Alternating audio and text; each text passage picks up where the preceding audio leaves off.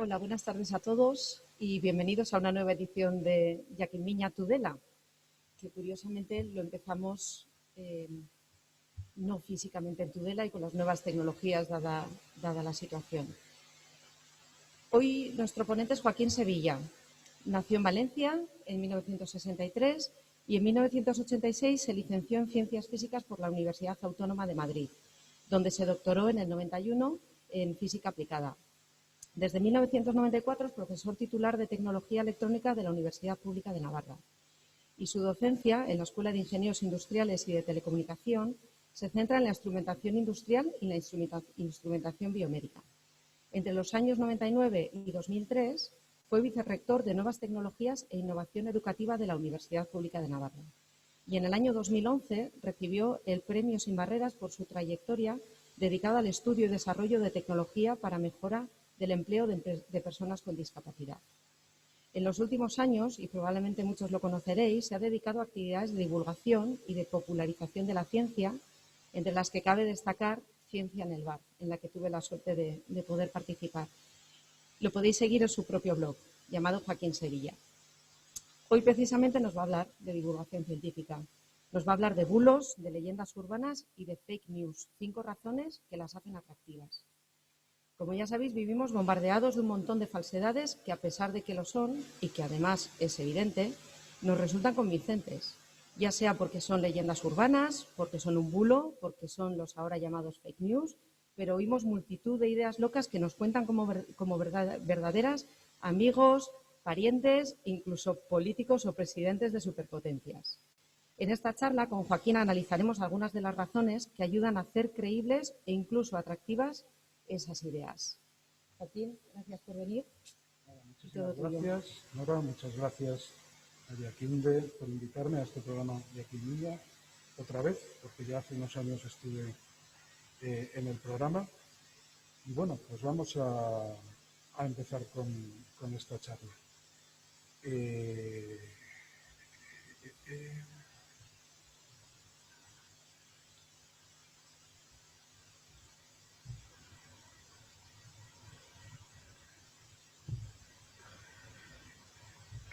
Termino de poner la presentación y vamos con ella.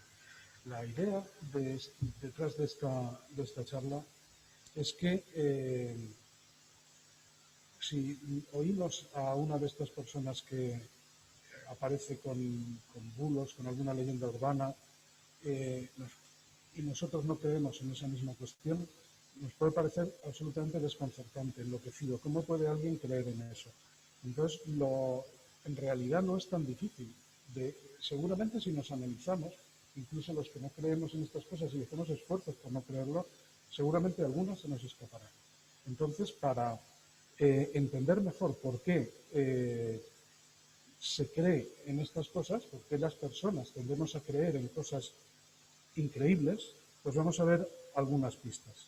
Y para empezar con el índice, o sea, para llegar al índice, empiezo con un ejemplo, que es un artículo que salió en El País el 6 de julio de 2018, que transmitía un bulo. Cómo protegerse de la radiación wifi en casa, como si hubiera que protegerse de la radiación wifi en casa, cuando en realidad la radiación wifi, empiezo por decirlo, es totalmente inocua desde todos los puntos de vista y no produce ningún problema de salud. Estos son cuatro frases extractadas literalmente del artículo ese, ¿no? La primera dice, como es lógico, siendo las mismas microondas de los electrodomésticos para la cocina, podemos pensar que ¿por qué no nos producen el mismo calor que en la comida? En fin, pues porque en realidad no son las mismas, porque la potencia es 1 millón de veces más pequeña, pues hay un montón de razones. Pero bueno, el autor de este artículo no lo tenía claro. Es evidente que no es visible este calor. En realidad no es el calor a lo que no es visible, es la radiación. Y en eso se escudan las autoridades. En fin, voy a dejar de seguir leyendo, pero lo que sí que sirve estas frases es para identificar lo que he marcado aquí en rojo, unas cuestiones que sirven, que nos van a llevar al índice de la charla. Pues hablamos de cosas que no sabemos bien lo que son, las microondas, el lenguaje, una escala mucho menor, efectos pequeños, posible carcinógeno, causas desconocidas. O sea, hay efectos que no sabemos qué cosa las causa, histerias colectivas y el deseo de actuar, ¿no? A partir de esas frases. Esto venía, ¿no?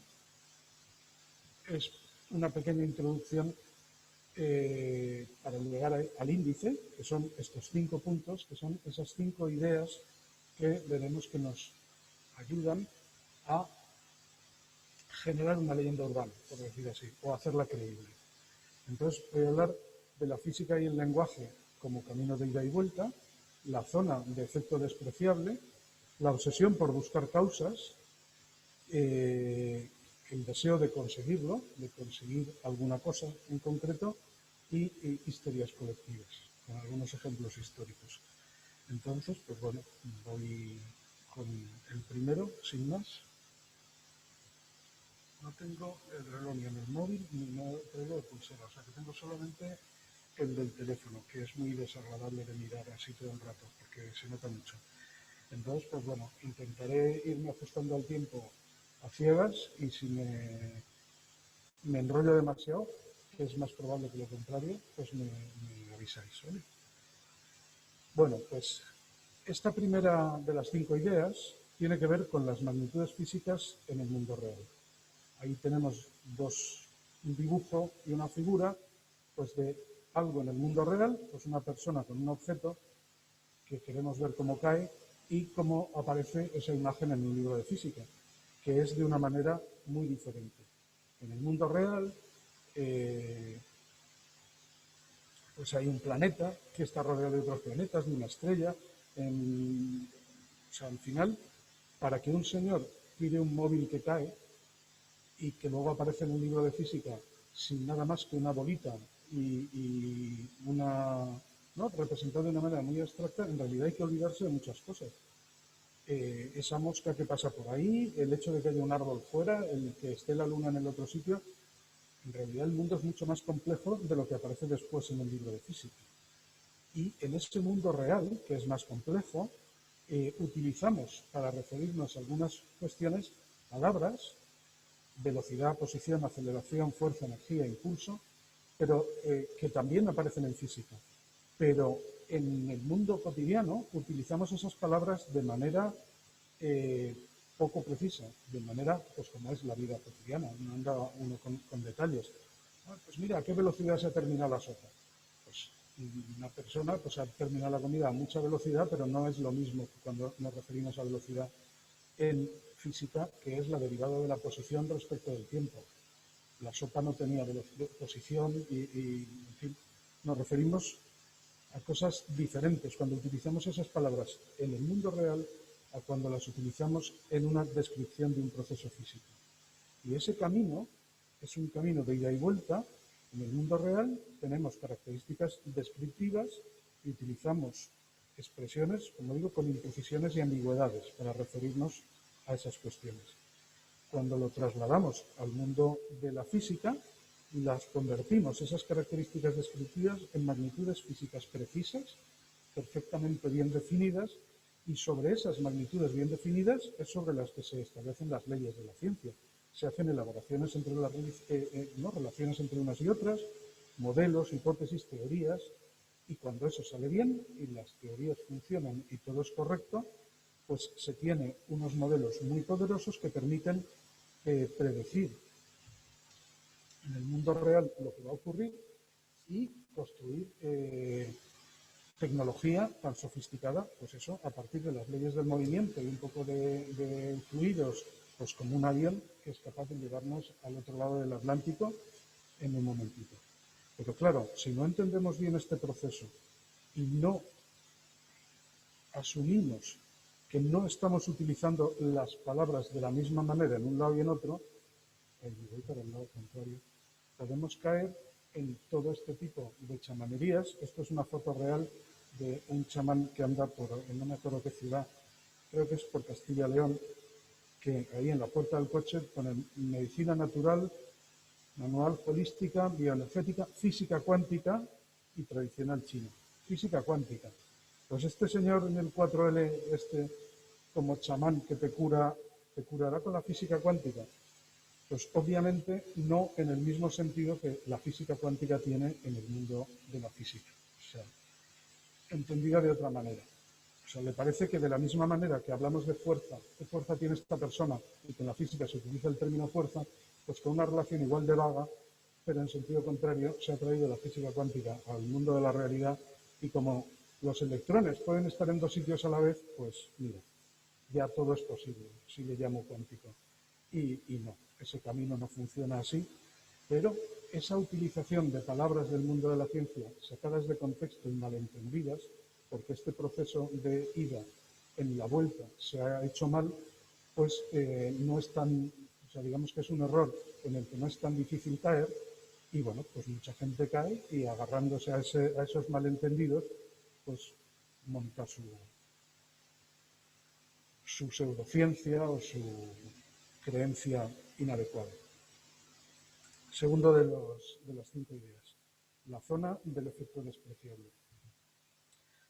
Sean correlaciones o causalidades, o sea porque una cosa causa a la otra o simplemente ocurren a la vez por alguna razón que no conozcamos, pues es muy habitual, pues eso, que dispongamos de datos que nos permiten darnos cuenta de que cuando una variable aumenta, otra lo hace también. Vamos a suponer que es causal, o sea que además conocemos la razón por la que esa variable que crece en el eje X de esta gráfica hace que crezca la otra en el eje Y. Pero eso tendrá la validez que tenga en el rango que tenga. Y voy a poner dos ejemplos claros, o sea, dos ejemplos concretos, quiero decir, de causa que produce un efecto. Pues podemos coger la situación en la que fumar produce cáncer de pulmón. Entonces, la causa sería fumar, número de cigarrillos por día que se fuma, en el eje Y, el efecto, la incidencia de cáncer. Pues, bueno, en las unidades que sea, el número de cánceres por una determinada cantidad de población. La siguiente gráfica, la de la derecha, es cáncer también relacionado con la exposición a radioactividad, en particular a rayos X. Entonces, la dosis de rayos X, como están las fotos de los demás, pues no sé en qué unidades, porque no me lo sé de memoria, pero bueno, sean las que sean, en unidades de radioactividad y porcentaje de casos que tenemos. Entonces, pues vemos que hay una tendencia clara. Cuanta más radioactividad se recibe, más probable es sufrir un cáncer. Cuanto más cigarrillos se fuman, más probable es tener un cáncer de pulmón.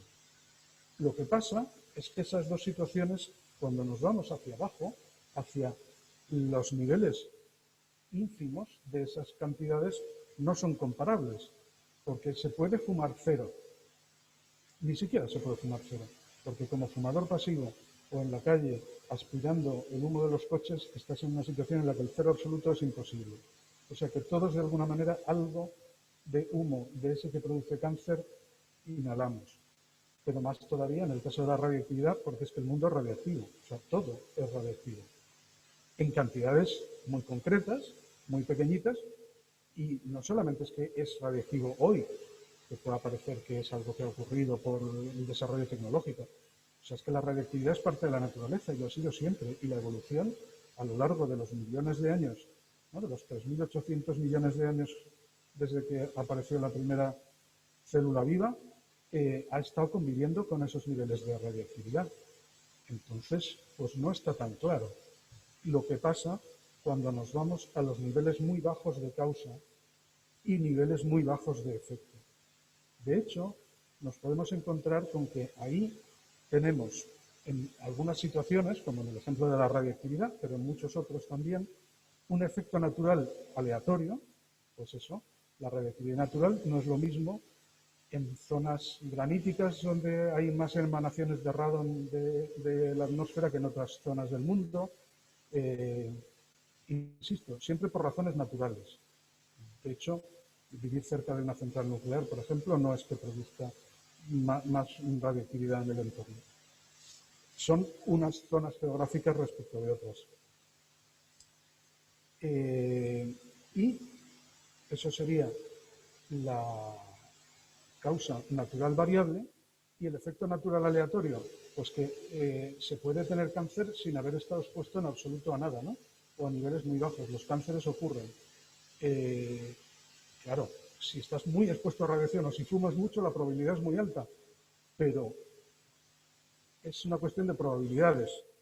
Entonces esos efectos naturales aleatorios son muy bajos. Y en esa zona nos podemos encontrar multitud de ejemplos de, pues, el típico que cuentan algunos para justificar sus malos hábitos. Pues mi abuelo murió a los 98 y se fumaba 2 paquetes todos los días. Pues efectivamente, esos casos existen. Y los casos contrarios. Esta foto es de un chico muy deportista que cogió un cáncer y a pesar de que luchó mucho y lo contó, no me acuerdo de su nombre ahora, pobrecito, acabó muriendo de ese cáncer y no consiguió superarlo, a pesar de ser un tipo absolutamente sano. O sea, en esa zona de las causas naturales, los niveles de lo que sea, de humo, radioactividad, etcétera, naturales, ¿no? Los umbrales naturales y las probabilidades de ocurrencia de sucesos estándar, buscar la relación causa-efecto entre una cosa y otra es directamente imposible, pero claro, ahí uno puede querer ver, o sea, donde no hay ya relación causal entre la causa y el efecto, puede querer seguirla viendo, porque un poco más arriba sí que estaba. Entonces, cuando te bajas por ahí, pues la cosa es fácil creer que esas cosas ocurren. De hecho, en el caso de la radioactividad, por debajo de o en el entorno, por decir así, de los umbrales naturales, hay un montón de discusión. De hecho, como para establecer normativas de exposición a radioactividad, ¿no? Al final, como la radioactividad la utilizamos artificialmente, hay que manejarla con determinadas normativas. Hay muchísima legislación al respecto. Entonces hace falta un modelo para esa zona de debajo y se extrapola linealmente. Pero sobre eso hay un montón de discusión. Podría ser que fuera más alto, más bajo. Incluso hay toda una teoría de quien la mantiene y se buscan datos y de vez en cuando hay datos que la apoyan, que se llama hormesis, esa teoría, de que no solamente no es mala, sino que es positiva. O sea que una exposición a dosis muy bajas de radioactividad hace que las células aprendan a gestionarla, por decir así, de alguna manera generen una especie de vacuna, salvando mucho las distancias. Y cuando luego está expuesta a unas dosis un poco mayores, pues la que ha estado expuesta a dosis pequeñas durante más tiempo, pues tiene mejores probabilidades de funcionar. Tan difíciles de probar, o mejor dicho, no se ha podido, desde luego no se ha podido probar en absoluto la teoría esta de la hormesis radioactiva, pero de la misma manera tampoco se ha probado que la radioactividad genere un riesgo más alto que la extrapolación lineal, ni siquiera la extrapolación lineal hay evidencia científica de ello. Como algo hay que usar para establecer normativas, esa parece una razonable. Pero bueno, la gente del sector de las centrales nucleares y también algunos en entornos biomédicos donde se usa la radioactividad ya les gustaría que se subieran un poco determinados límites porque eso lo que hace es poner unas restricciones tan extremas que hace difícil manejar productos radiactivos en situaciones que son muy beneficiosos. O sea, para evitar riesgos que quizá no estén ahí, lo que se hace es poner limitaciones al uso de radioactividad en entornos sanitarios, digo, ¿no? Pues eso, como trazadores, bueno, en múltiples aspectos en los que se usa la radioactividad. Bueno, pues eso decíamos, cuando los niveles son bajos, efectos naturales, no haya cáncer, dolor de cabeza, malestares generales. ¿Y qué causas pueden dar lugar a eso? Aparte de nada, el efecto placebo, pues la radioactividad natural, predisposición genética, exposición al sol. En la alimentación podemos encontrar cualquier cosa, alcohol, carnes rojas, ultraprocesados. Entonces, digamos que entre todo un montón de posibles causas a las que estamos expuestos en mayor o menor medida y un montón de posibles efectos que nos ocurren en mayor o menor medida, tenemos un campo abonado para intentar lo que queramos. Esos dolores de cabeza me los produce haber comido mucha carne roja. Este malestar que tengo estos días me lo produce la antena que han puesto allí delante y digamos que como estamos en esa zona donde en realidad no hay esa relación, es fácil encontrarla y si uno quiere, digamos, hay mecanismos psicológicos que te refuerzan las creencias. Es un entorno dado a la generación de creencias no sustentadas por nada real y que además quizá no podamos probar cuál es la causa, pero sí se puede probar que eso no lo está generando con efectos. Bueno. Luego, si acaso, en las preguntas comentamos más. Otra cosa que nos ocurre es la obsesión por buscar causas. Tenemos una tendencia innata enorme a buscar significados. Tan es así que hay muchísimas imágenes donde no podemos, estas son una selección donde no podemos no ver una cara. Esto, vamos, tiene nombre desde los griegos, ¿no? Se llaman pareidolias.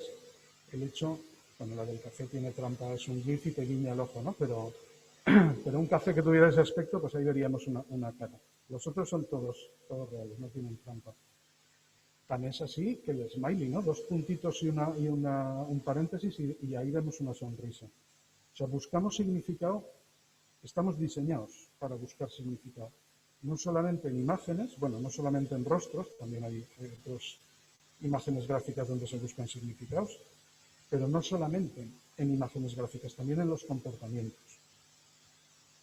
Esta es una imagen de un vídeo que no voy a poner, pero si a alguien le interesa, está ahí por si alguien lo quiere buscar, en el que, bueno, pues el padre de la psicología conductista, Skinner, le induce en directo, le induce una superstición a una paloma en 2 minutos, que dura el vídeo, 2 minutos y medio, algo así.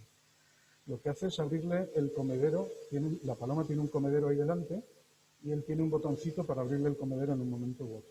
Entonces le dice a la auditoría, vamos a hacerle creer a esta paloma, a crearle la superstición de que si gira hacia la derecha va a tener comida.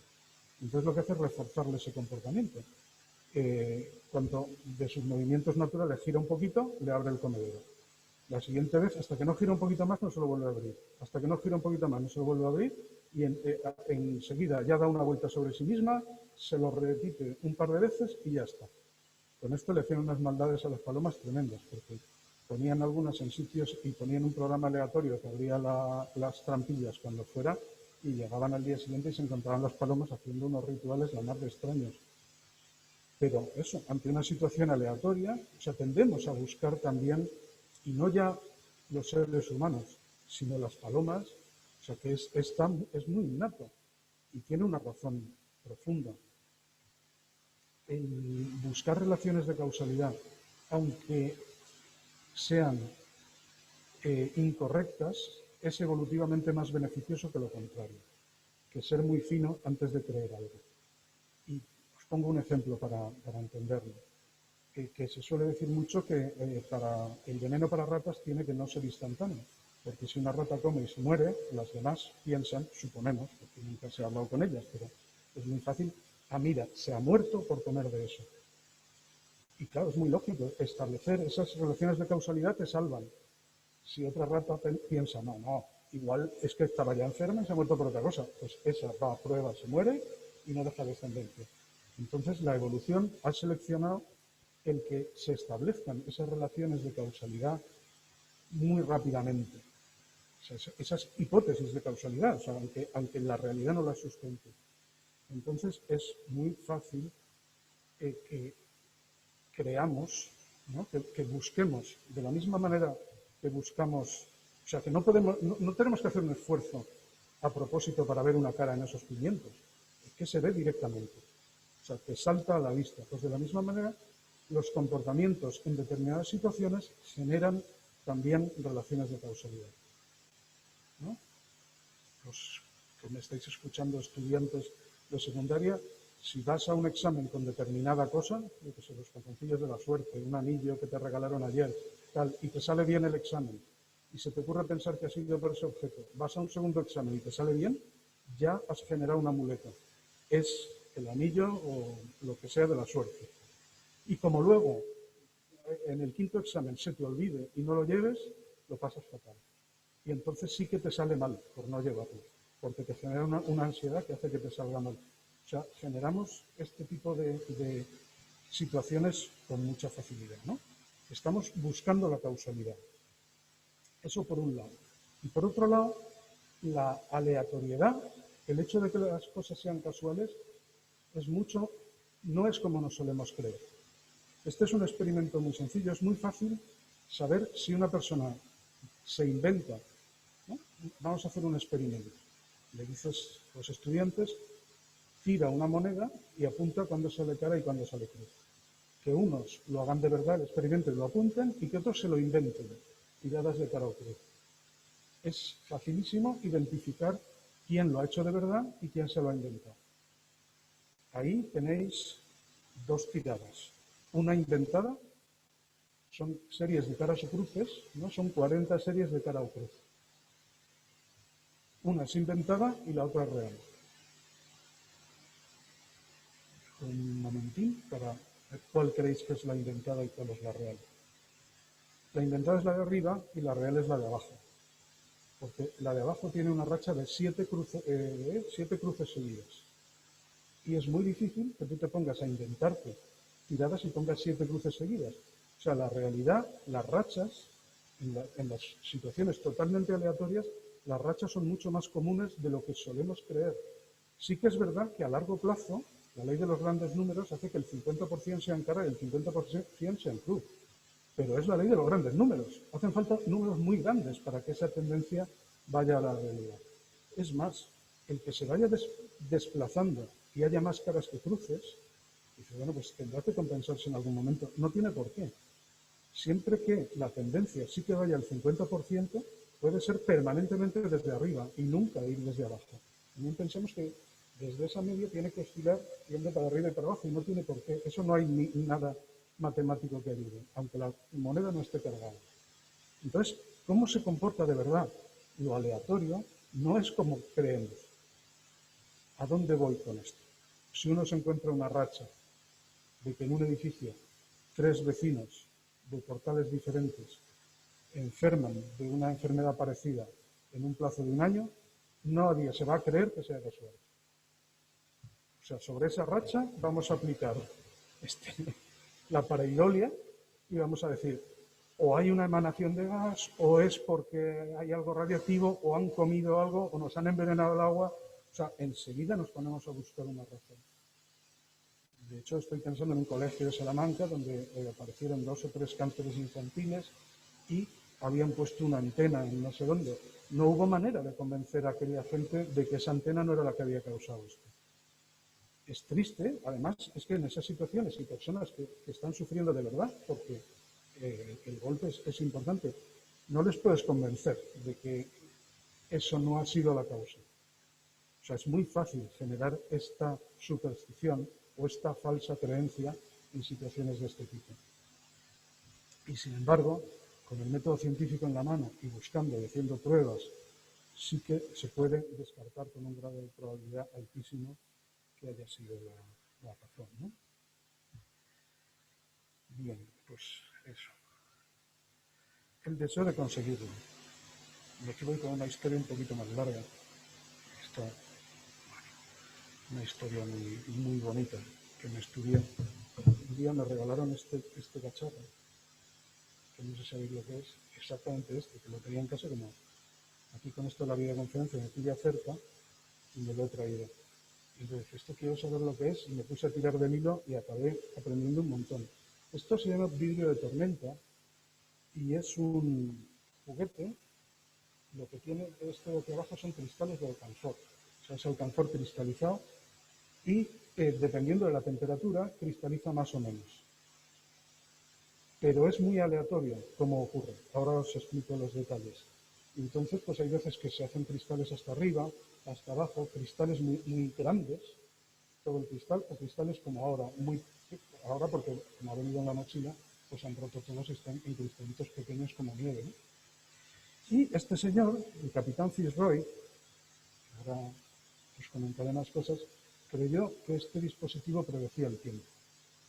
Y hizo unos dibujitos de manera que cuando había puntitos como así, esto quería decir que iba a nevar. Hombre, no porque lo hayas hecho tú a mano. O sea, dejado en condiciones adecuadas, si lo que se ve es como nieve, es que va a nevar. Si lo que se ve es que está todo abajo, es que va a hacer claro.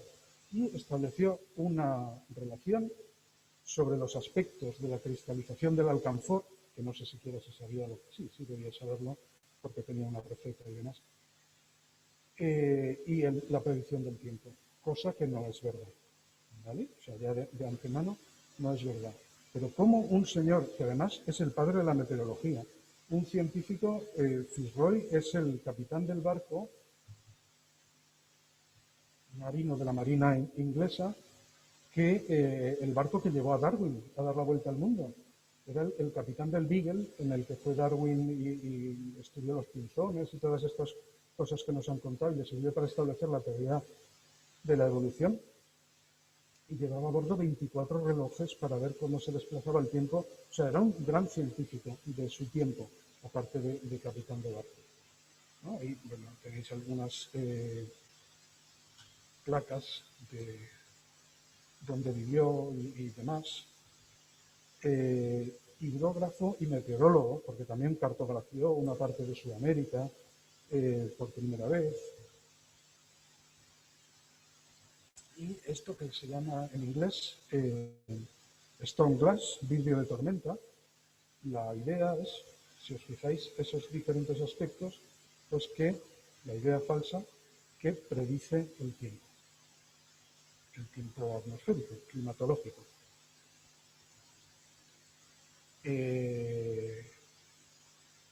Si tuviéramos más rato, si os apetece, luego pues podríamos hablar de la vida de este señor, que es toda una vida muy interesante, nos ayuda también a entender cómo la crianza de los hijos era muy diferente en otros tiempos, porque desde bien pequeñito pues estaban internados y viviendo por su cuenta, como también la edad de maduración en estos 2 siglos desde que vivió él se ha alargado mucho, porque con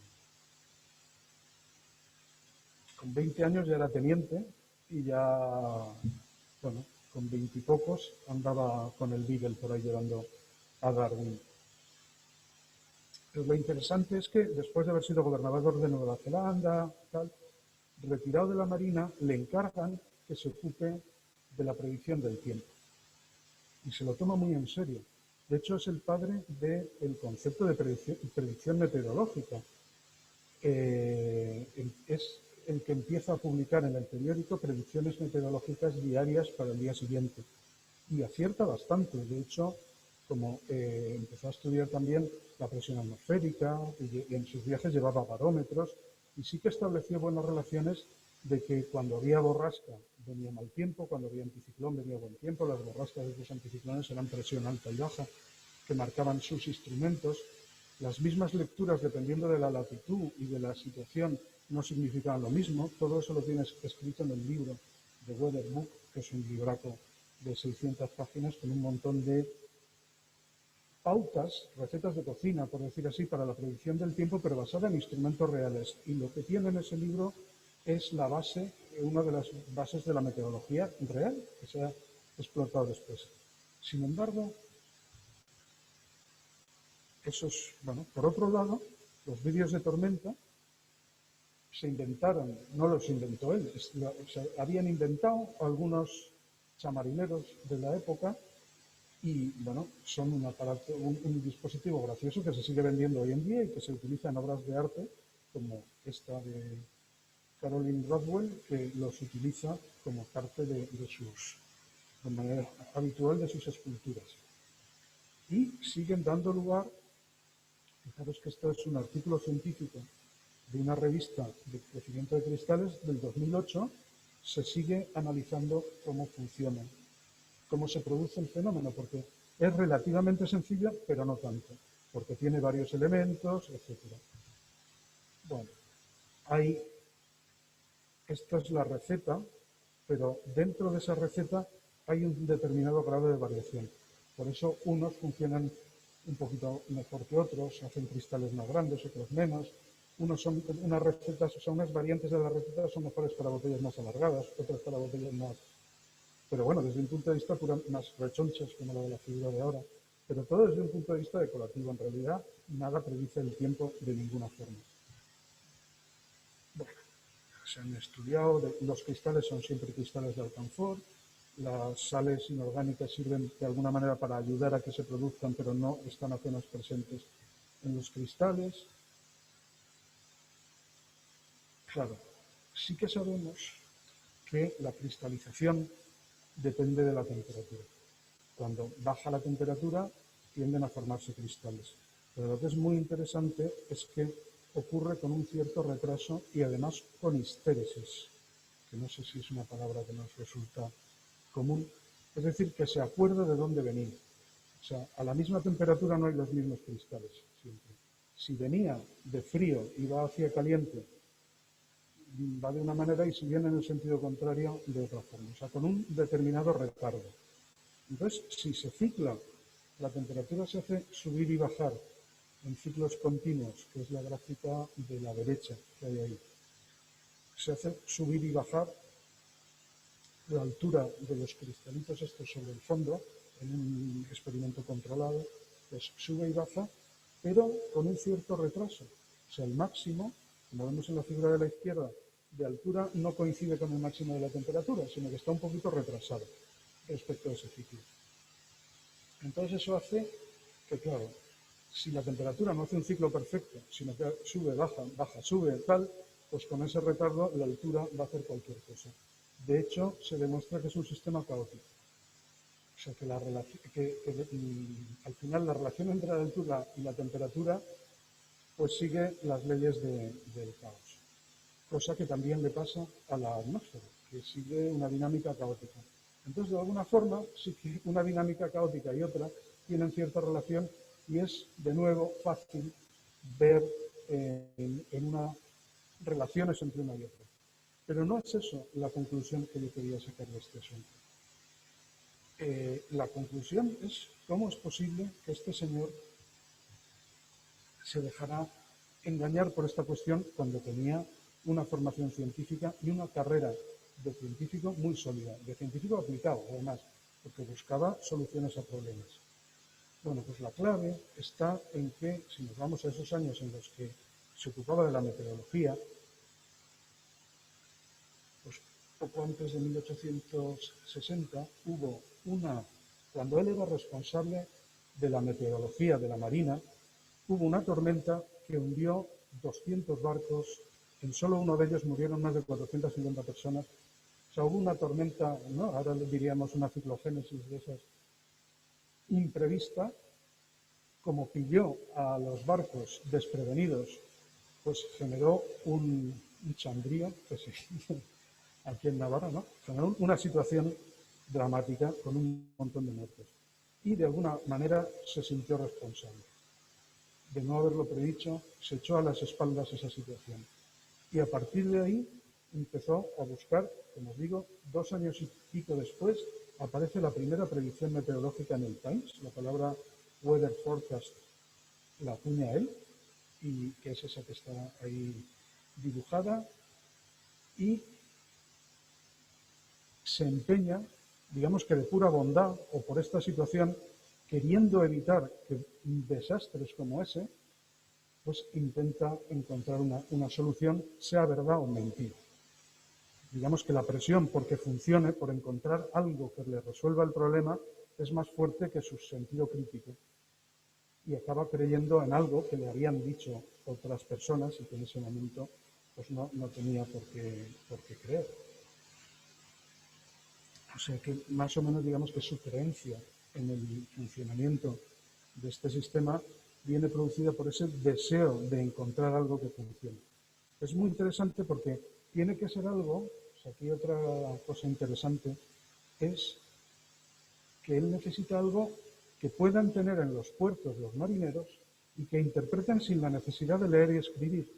Porque, claro, él tenía mecanismos mejores para predecir el tiempo que el vídeo de tormenta, pero solo para personas ilustradas, que fueran capaces de leer barómetros y termómetros y ir a tablas y elaborar esa información. Lo que ahora son meteorólogos. Aunque fueran meteorólogos rudimentarios, en personas formadas él tenía recetas mejores. En The Weather Book hay recetas mucho mejores que el vídeo de tormenta. Pero de alguna manera buscaba algo que personas que no sabían leer y escribir que estaban en los puertos, ¿no?, marineros en los puertos, pudieran, a partir de ver el vídeo este, decidir si la flota debería quedarse amarrada o podían salir. Y bueno, pues como él creyó y era una persona importante, ya entró en esa dinámica del creyente, de, pues tiene que haber una causa, pues la electricidad atmosférica que se empezaba a conocer entonces, como era un tipo reputado, pues escribió a Faraday, que era el especialista en electricidad de entonces, le contó su hipótesis, Faraday hizo experimentos y le mandó una carta diciendo, pues no, todo esto que dices no funciona.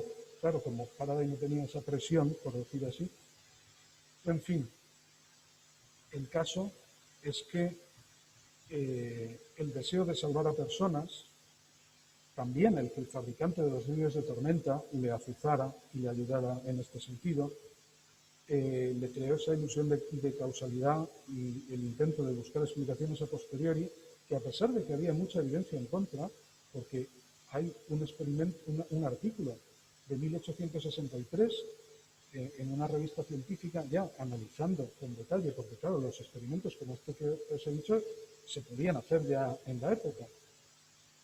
Y hay ya experimentos publicados y Faraday directamente también analiza el tema y le manda unas cartas. Entonces, pues bueno, a pesar de eso, desestima esa cosa y se deja engañar. Es decir, en resumen también, que cuando queremos creer, toda la evidencia que nos den es difícil que la asumamos.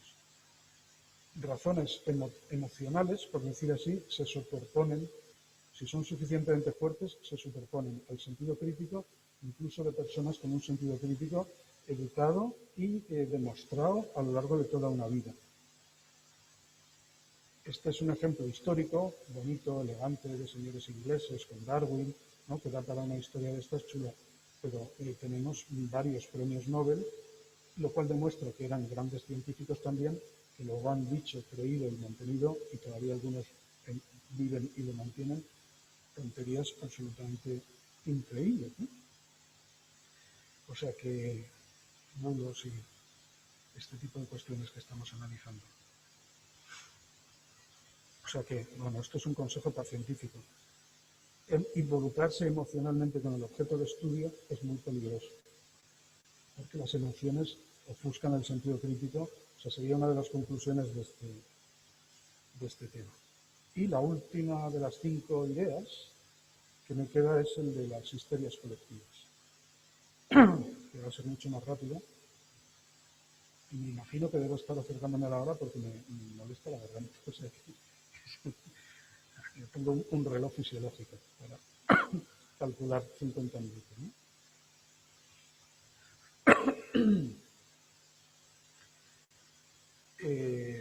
En los años 70 hubo una ola de personas, fundamentalmente no, exclusivamente en países muy católicos, en Italia, en Polonia, que declaraban que les aparecían estigmas en las manos, o sea, que tenían remedos de las señales de Cristo, cada uno donde creía él que las tenía, porque no está claro si los clavos estaban en la palma de la mano, o, bueno, pues diferente, veis esas fotos, se ponen estigmas por ahí, aparecen, y bueno, y sangrantes de verdad, y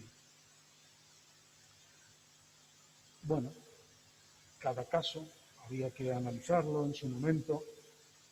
También la vida que tienen las personas muy creyentes en lo que sea, pues es difícil, tampoco se les ponían cámaras para saberlo. Los casos que se analizaron bien, pues se encontraron las razones, eran heridas autoinfligidas, a veces en situaciones casi sonámbulos. En fin, no soy un especialista en este caso.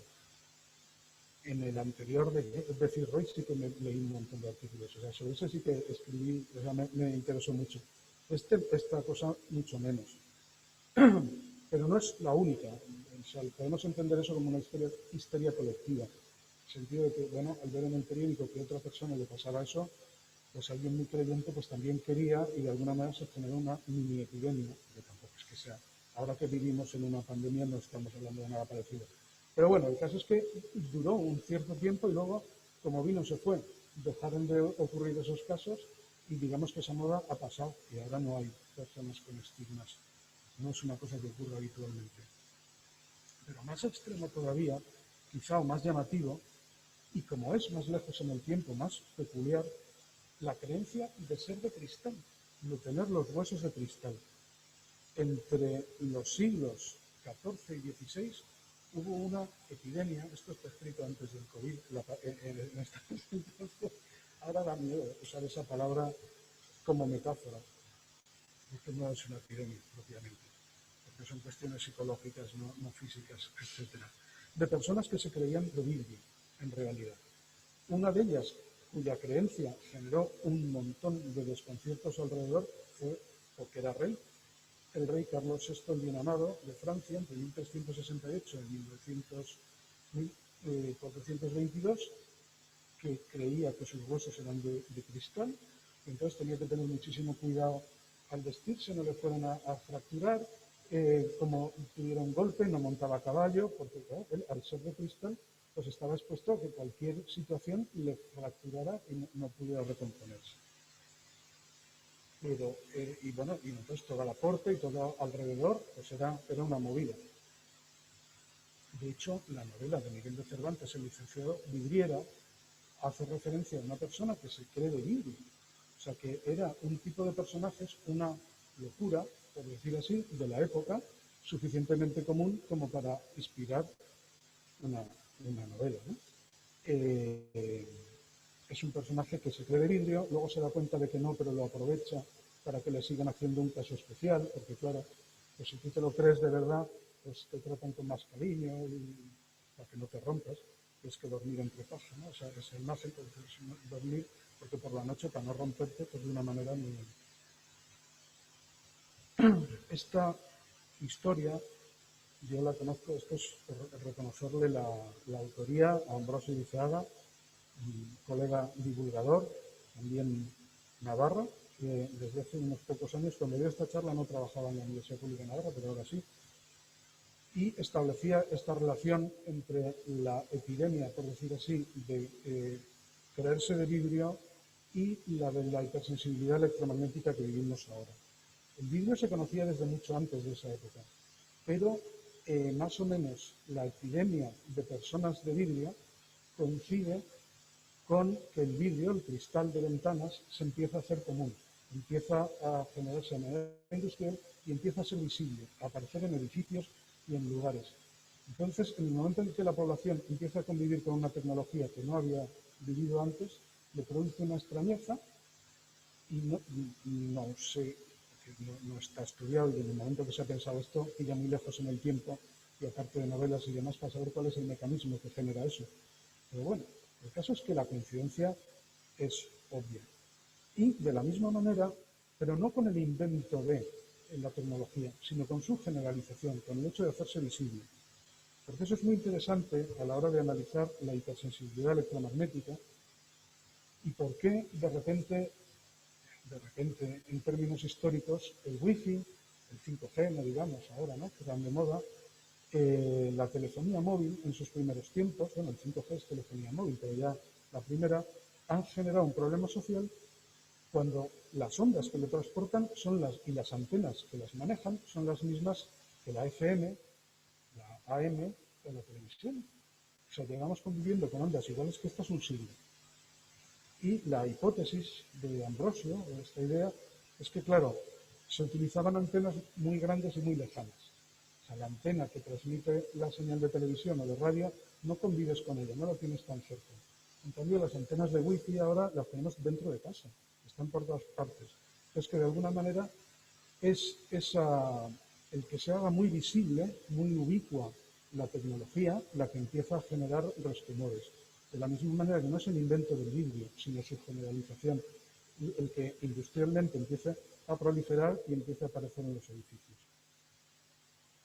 Sea como fuere, desde luego, hoy en día hay, no voy a llamar tampoco una epidemia, pero tampoco es tanta gente, pero hay un conjunto de personas que tienen la creencia, una creencia tan fuerte que les produce reacciones físicas reales, y lo pasan fatal, de que la creencia de que la radiación electromagnética les produce daño físico. Incluso varios de ellos han conseguido sentencias de incapacidades, ¿no? Sentencias en los tribunales de incapacidades laborales y tienen pensiones porque no pueden.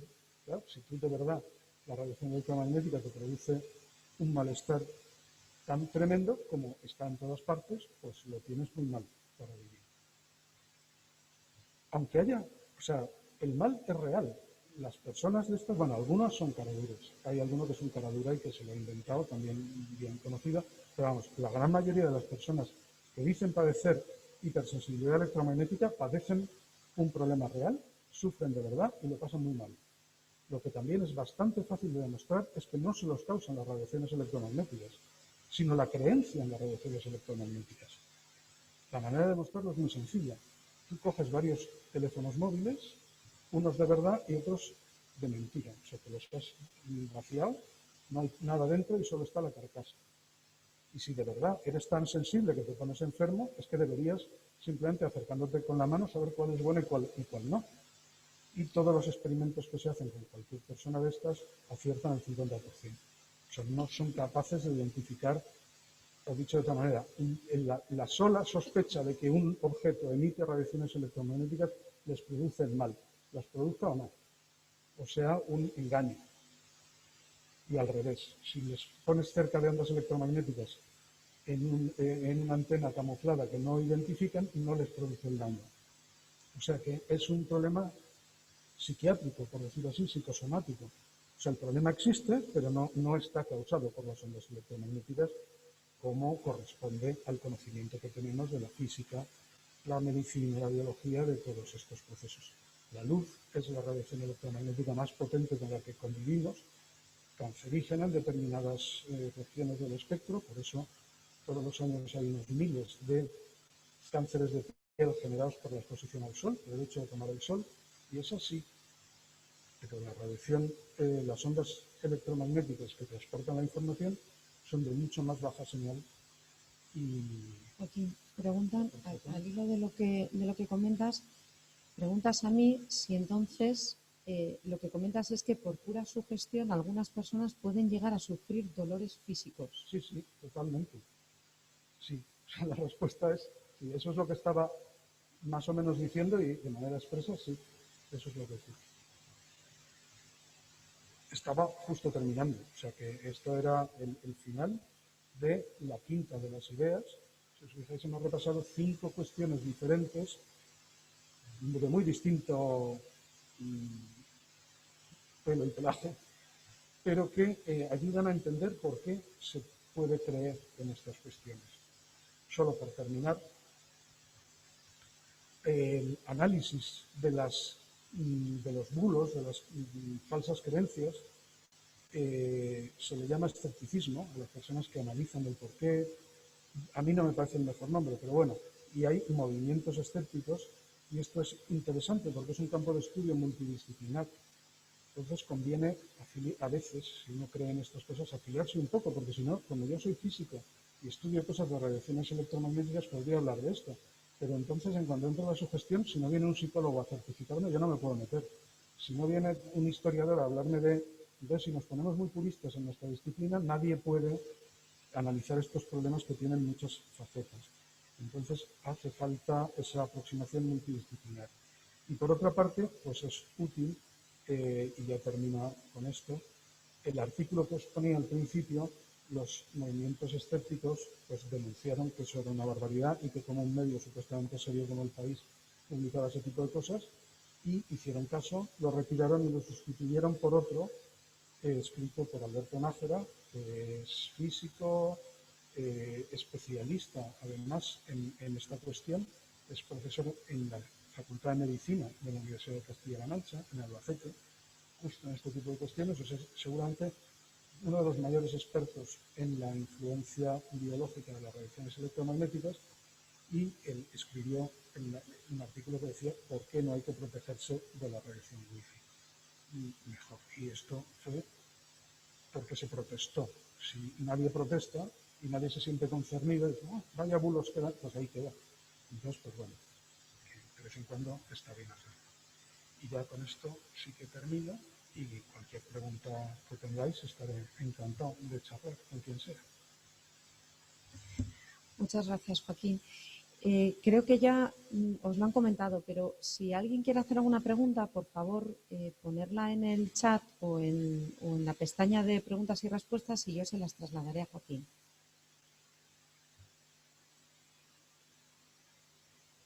Mientras se anima alguien, yo tengo una. Porque, claro, hablabas de 5 aspectos, pero sigue siendo complicado de ver o de entender cómo todavía nos seguimos creyendo todas estas cosas. Claro, a mí me da la sensación de que hay un sexto que es la comunicación. Que, claro, la comunicación, y no es el primer ejemplo de artículo que el país ha tenido que retirar. Incluso se va a plantear una nueva legislación con el tema de las fake news. Entonces, ¿qué papel tiene la comunicación en exacerbar todo esto? ¿Y qué papel tiene la divulgación en precisamente contrarrestarlo? Pues es interesante. La verdad es que es un... A ver, yo soy un aficionado a esta cuestión. Es muy, muy complejo. Y además tiene ramas, por decir así. O sea, hay situaciones dentro de las fake news, ¿no? O de los bulos. Por eso ponía 3 palabras que en realidad no son exactamente lo mismo. Leyenda urbana, bulo y fake news. Fake news lo usamos fundamentalmente para news, o sea, noticias falsas. La creencia en que el wifi, eso sería más bien un bulo, porque no es propiamente una noticia, es una idea que funciona por ahí. A veces habrá noticias sobre eso, pero muchas veces no.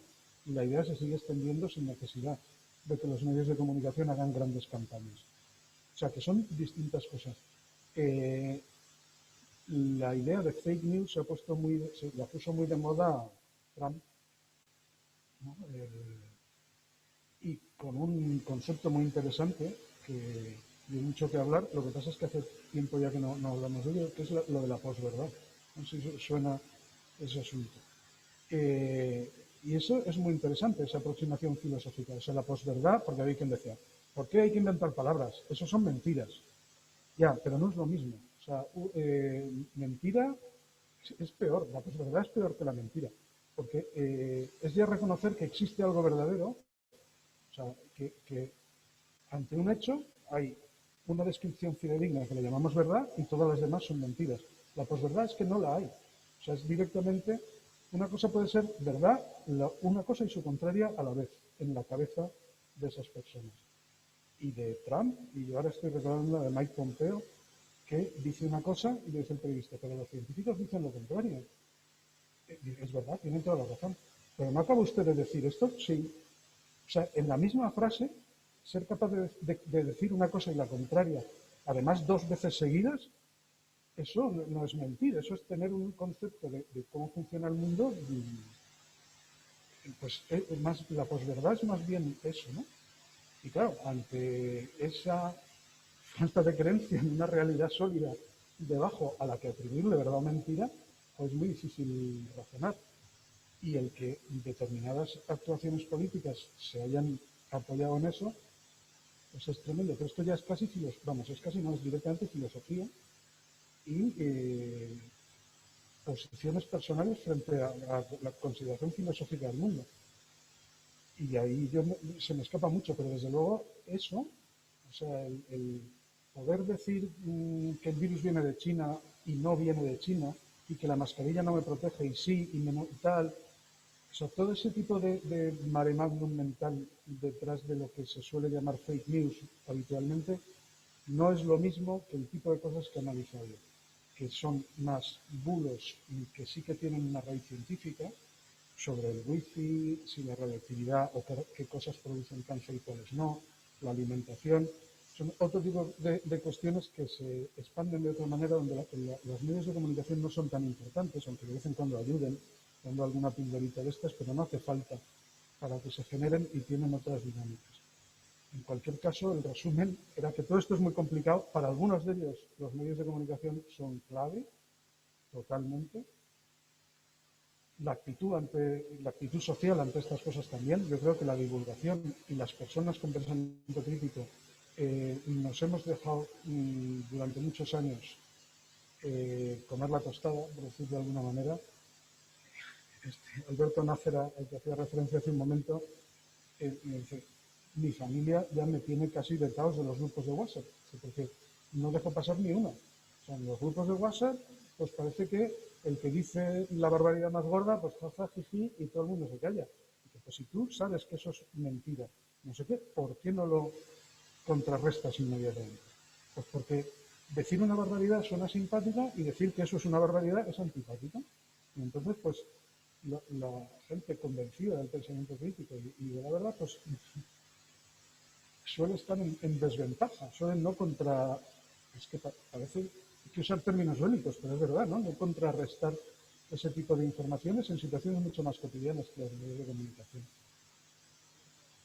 Y los científicos profesionales mucho más. O sea, yo ahora que me llevo dedicando a la divulgación de la ciencia unos años, cuando intentas tirar de compañeros, es súper habitual, o sea, la inmensa mayoría. ¿Vale? La Universidad Pública de Navarra habrá casi 1000 investigadores y gente capaz, así fácil, de ponerse delante de los medios de comunicación a hablar de su disciplina, no tampoco de tal, pues no voy a decir que con los dedos de una mano, pero desde luego no pasan de 20 o 25. O sea que todavía la idea que tiene un científico es que el conocer la ciencia de su disciplina ya tiene suficiente y que si la sociedad quiere conocer y le pide más detalles, eso no es su problema. Y yo creo que eso es un error, porque claro, toda la información sólida que no da el científico que de verdad la sabe, porque cree que a lo mejor hay un detallito que le falta, la da cualquier chamán y le da igual. No sé si este rollo habrá servido para calentar que alguien más pregunte o... No tenemos muchas más preguntas. A mí me da mucha pena que no aprovechéis al ponente y al tema, que además hoy está calentito en redes, en medios de comunicación, con toda esta situación que estamos viviendo.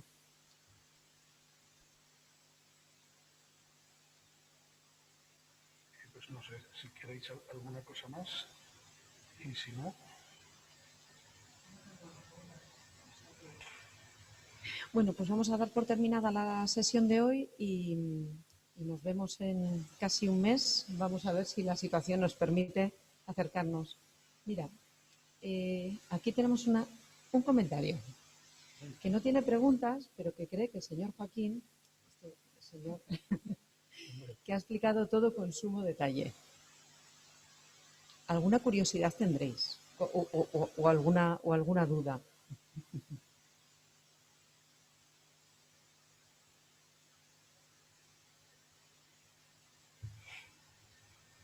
Bueno, pues no tenemos más preguntas. Bueno, os agradezco mucho la atención en cualquier caso. Y bueno, como hablo además así como con mucha seguridad y tal, también tampoco incentiva mi manera de hablar las preguntas, pero bueno. Mira, ahora se empiezan a animar. Esto es como todo. ¿Cuál es la manera más fácil de evitar los bulos?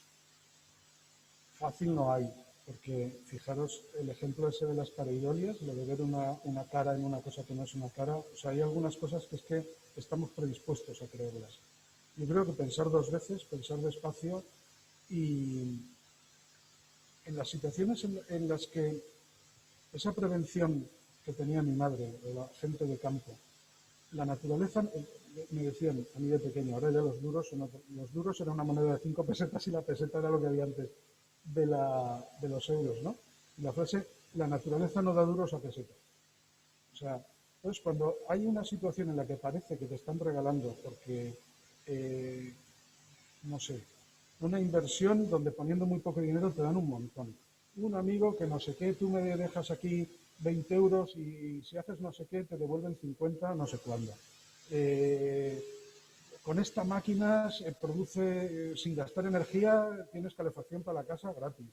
En fin, todas estas situaciones que dan muchas ganas de creérselas, porque joder, vas a ganar dinero, vas a funcionar mejor, pero que si lo piensas dos veces, que improbable, porque la naturaleza no funciona así, pues tener esos mecanismos de alerta, de prevención, aunque sean muy genéricos, y ante situaciones de estas, aunque tengas ganas de creer y aunque tu primera intención sea creer, tener ahí un alerta y decir, vamos a pensarlo dos veces, vamos a mirar, vamos a buscar cosas alternativas. Muchas veces ante una cosa que te extraña basta con buscarlo en Google y ahí rápidamente pone este es falso, etcétera. Ahora hay unos chequeadores de estos, maldita ciencia, maldita esa web y esos canales de Twitter, que lo que hacen es verificar ante expertos estas cosas y son unos destapadores de bulos magníficos. Entonces, pues generar sospecha e ir a buscar fuentes alternativas sería una recomendación. Preguntan si crees que las fake news pueden llegar a afectar a la sociedad de manera peligrosa. Sí. Vamos, no solo que pueden, sino que ya lo han hecho.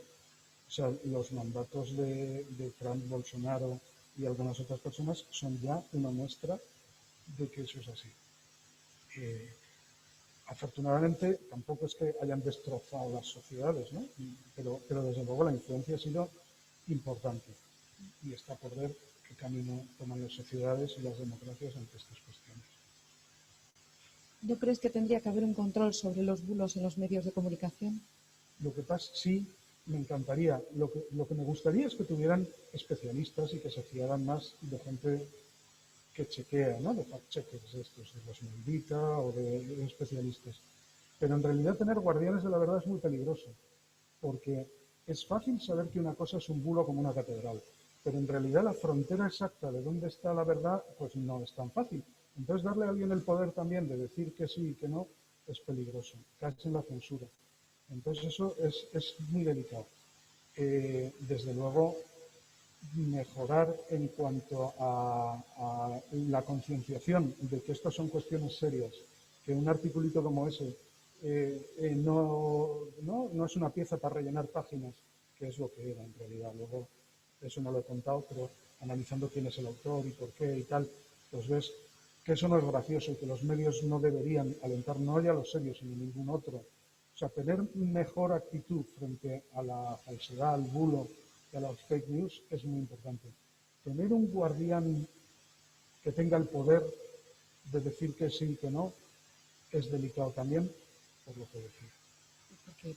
Porque es muy difícil poner ese... Claro, o sea, la frontera precisa no, pero por lo menos descartar lo evidente. Lo más evidente. Eso lo debería hacer cualquier redactor, no hace falta tener allí un censor de bulos, ¿no?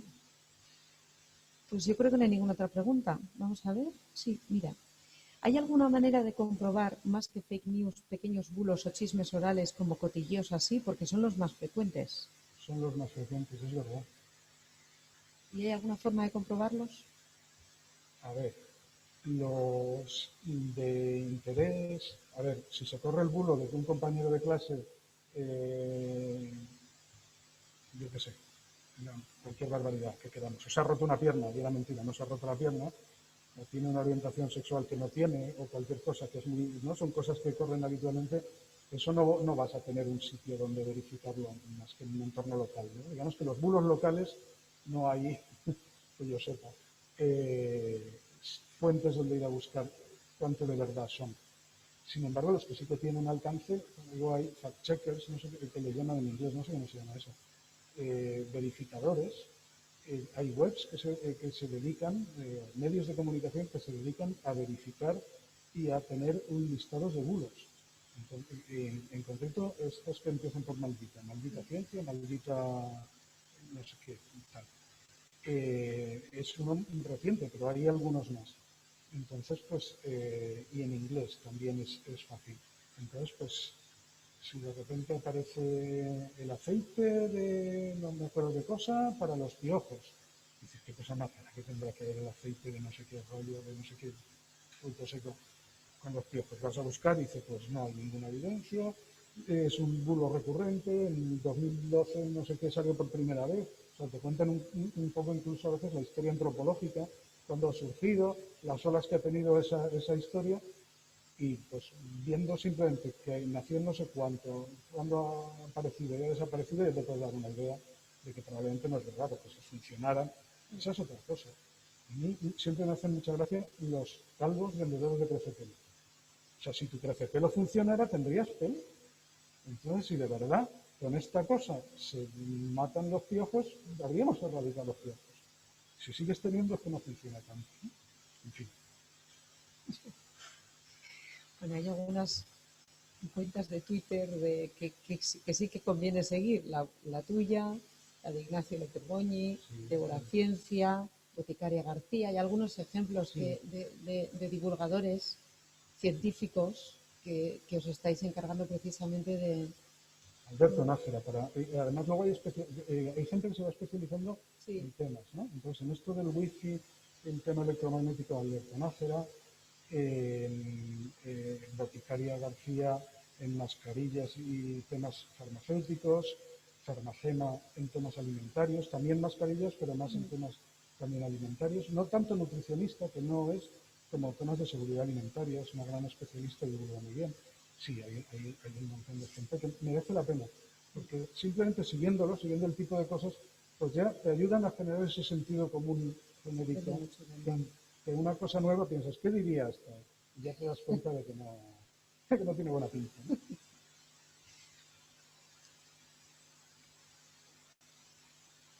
Bueno, ahora sí no tenemos más preguntas. Pues muchas gracias, Joaquín.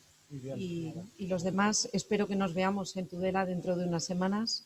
Y si no, pues le buscaremos la vuelta como lo hemos hecho hoy. Muchas gracias a todos y cuidaros mucho. Un saludo.